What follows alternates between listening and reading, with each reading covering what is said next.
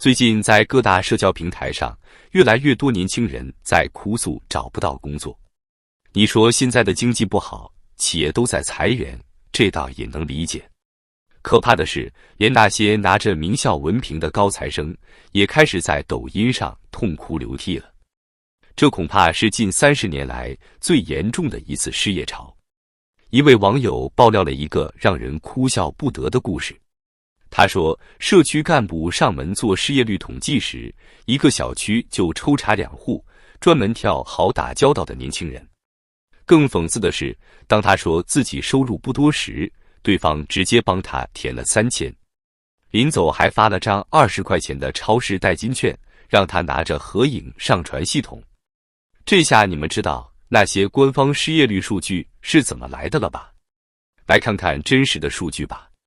今年9月份，中国16至24岁年轻人的失业率高达 17.6%。这还是官方数据，实际情况只会更糟。北京大学副教授张丹丹的研究显示，2023年3月份的青年实际失业率达到了惊人的 46.5%。也就是说，差不多每2个年轻人中就有1个找不到工作。这是什么概念？2015年，希腊债务危机最严重时，他们的青年失业率也才 48%。现在的年轻人是怎么活的？我给大家讲几个真实的故事。上海一位白领，早上高高兴兴去上班，下午突然被叫去开会，老板说今天就是最后一天了。他每月光固定开销就要1万多，房贷、水电、信用卡分期，突然失业，连今晚该吃什么都成了问题。一个深圳打工妹来深圳1个多月，面试了90多家公司，没有一家要她。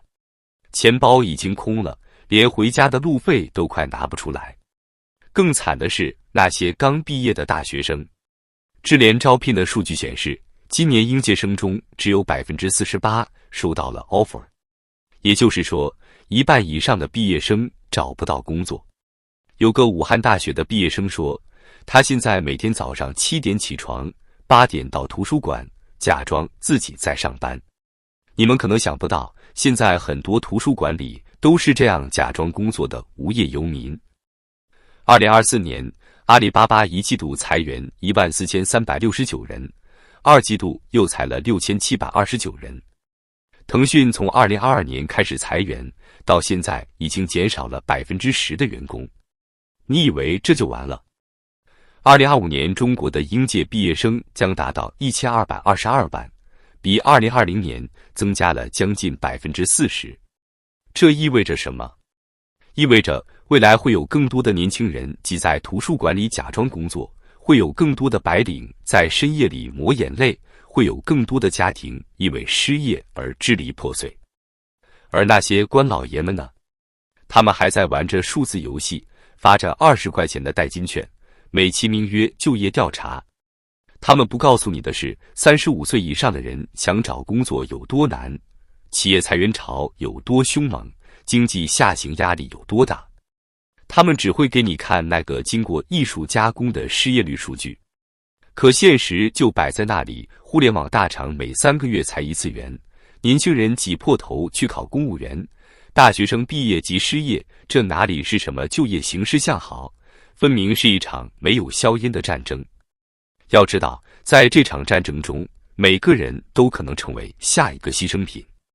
最近有个新词特别火，叫图书馆难民。这是什么人呢？就是那些失业后不好意思和家里说实话，每天背着电脑包假装去上班的人。他们中有刚被裁的互联网精英，有找不到工作的应届生，还有35岁刚过就被嫌弃的中年人。一个清华毕业的哥们被裁员3个月了，每天早上7点出门，先去星巴克点杯最便宜的美式咖啡，然后在图书馆坐到晚上7点才回家。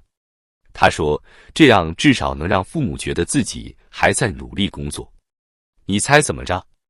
他去的那家图书馆开门时就已经排起了长队。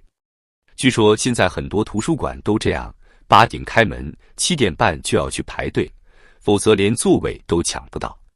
有网友统计，一个普通的区图书馆，每天至少有1/3的座位被这些职场难民占据。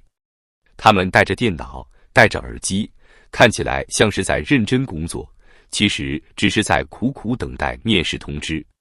现在网上流行一个词叫卷躺润线，说的就是年轻人的4种生存状态。卷就是拼命内卷。前段时间不是流行职场小作文吗？说什么今天又是摸鱼的一天，老板骂我是废物。可实际上人家都是凌晨3点发的。这不是摸鱼，这是卷到骨子里了。躺就是选择躺平。我看到一个北大毕业的女生发帖说，我决定回老家啃老，每个月就花父母2000块钱，不结婚，不生子，不买房，这样活得还算轻松。润就是想办法出国。今年留学考试报名人数创了新高，比去年增长了35%。一个留学中介告诉我，现在不少人是带着全家的积蓄去碰运气，就算最后留不下来，也要在国外多待几年再说。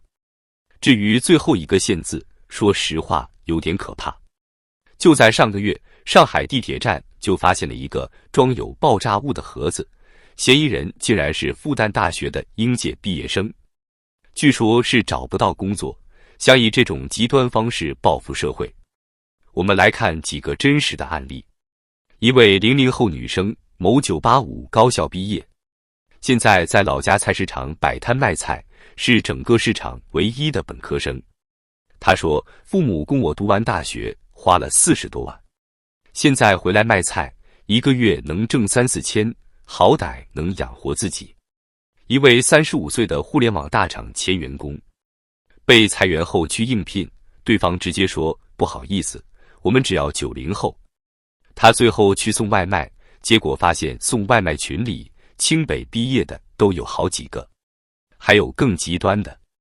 前几天一个视频在网上疯传，一个女生在抖音哭诉自己刚被裁员，手里只剩几千块钱，还要替父母还房贷。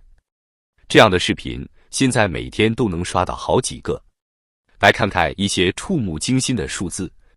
清华大学2023届本科生 80.8% 选择继续读研。今年应届生平均投简历100份以上，才能获得1至2个面试机会。某招聘网站数据显示，35岁以上求职者的面试通过率不到 5%。今年考公报名人数突破300万，创历史新高。人们常说，这是一个最好的时代，也是一个最坏的时代。但对于现在的年轻人来说，似乎只剩下了最坏那一半。有人说这是经济周期问题，过几年就好了。但问题是，那些在图书馆里日复一日假装工作的人，那些在深夜哭着写简历的人，他们还能等得起吗？当然，最讽刺的是，就在年轻人如此艰难的时候，官方发布的第3次全国时间利用调查公报却称，中国居民日均劳动不满3.5小时，休息9.5小时。这种数据不知道是来自哪个平行世界。前段时间，一个现象引发了广泛关注，河南开封突然涌现了大规模的夜骑运动。据说最高峰时有20多万人参与，车队绵延数十公里，甚至一度塞满共享单车。这些骑行的人大多是附近的大学生。